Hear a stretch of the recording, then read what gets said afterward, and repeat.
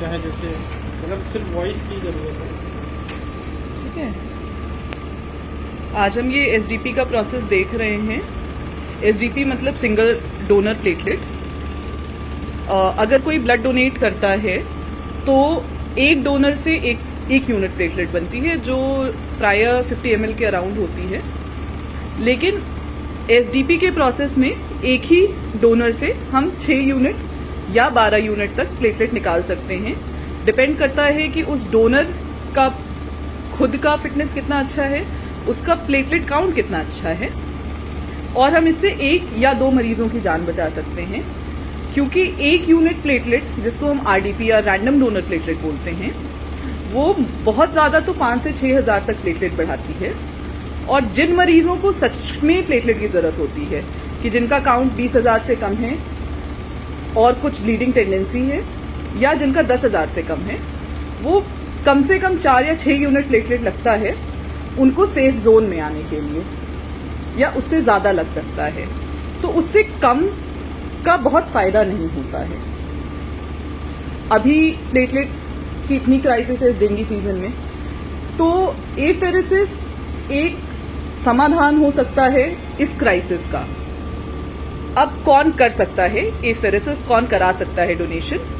तो कोई भी स्वस्थ व्यक्ति जिसका वजन 50 किलो से ज्यादा है, उम्र 18 से 60 वर्ष की है, जो रेगुलर डोनर्स हैं वो 62 वर्ष तक भी कर सकते हैं।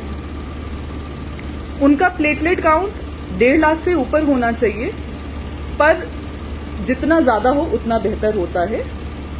स्वरूप रानी में हम लोग 2 लाख से ज्यादा पे कर रहे हैं, और जिनका 3 के ऊपर होता है उनसे हम एक साथ 2 एसडीपी यूनिट्स भी ले सकते हैं, जो कि 12 यूनिट प्लेटलेट के बराबर होगी। जिस व्यक्ति से सिंगल डोनर प्लेटलेट की 1 यूनिट निकाली जा रही है, मतलब 6 यूनिट आरडीपी के बराबर, वो 48 घंटे में दोबारा डोनेशन कर सकते हैं। जिनसे 2 निकाली जा रही हैं, वो 7 से 10 दिन के अंदर कर सकते हैं।